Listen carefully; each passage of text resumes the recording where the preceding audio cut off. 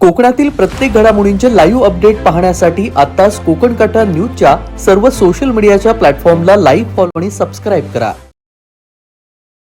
त्यांनी सगळं कबूल केलं का नाही की अमुकला देणार होतो ऐंशीला का नाही आपण टीम रवाना केलेली आहे त्याला घ्यायचं त्याच्यावर लक्ष ठेवायचं सांगितलेलं पाहिजे सर्वांवर कायदेशीर कारवाई होणार. दापोलीत बेकायदेशीरपणे गुरांची वाहतूक करणारा एक छोटा टेम्पो पोलिसांनी ताब्यात घेतलाय. या प्रकरणी दापोली पोलिसांनी 2 संशयितांना ताब्यात घेतलेलं असून या दोघांवर सध्या कारवाई करण्याचं काम सुरू आहे.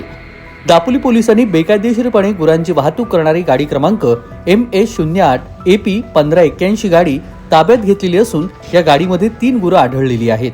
दापोलीतील बोरुंडी नाक्याच्या पुढे लाल कट्टा परिसरात ही गाडी तिथल्या काही नागरिकांना संशयास्पद वाटली म्हणून गाडी थांबवली असता गाडीची झाडाझडती घेतली असता 3 गुरं आढळलेली आहेत. दापोली पोलिसांनी तातडीनं घटनास्थळ गाठून सदर गाडी ताब्यात घेतली. लाडगरवरून ही गाडी दापोलीच्या दिशेने येत होती अशी प्राथमिक माहिती मिळतेय. यामध्ये सदानंद विठोबा जाधव आणि दुसऱ्या संशयित व्यक्तीचं नाव अजूनही कळू शकलेलं नाही. आम्ही ही घटना तातडीनं प्रेक्षकांना समजावी म्हणून या क्षणाला बातमी ब्रेक केली आहे. अपडेट आणि सविस्तर या घटनेचे तपशील आपण कोकण कट्टा न्यूजच्या वेबसाईटला पाहू शकता.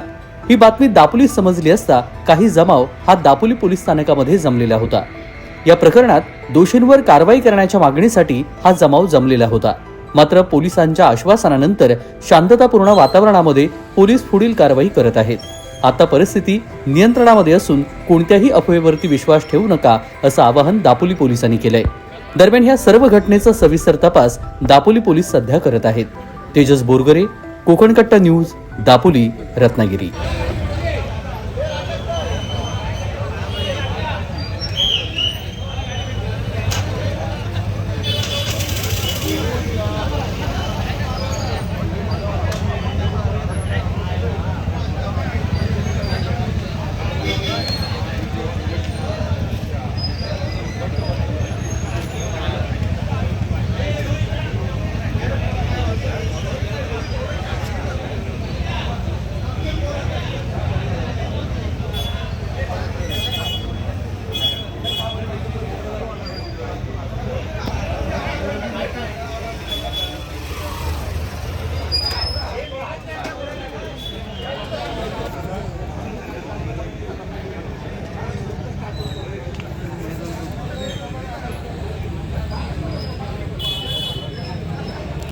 सर्वांवर कायदेशीर कारवाई होणार.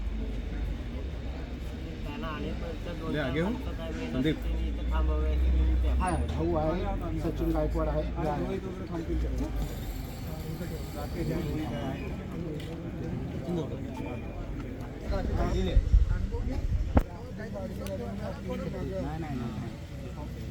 तुम्ही जरा टीम पटकन पाठवून द्या.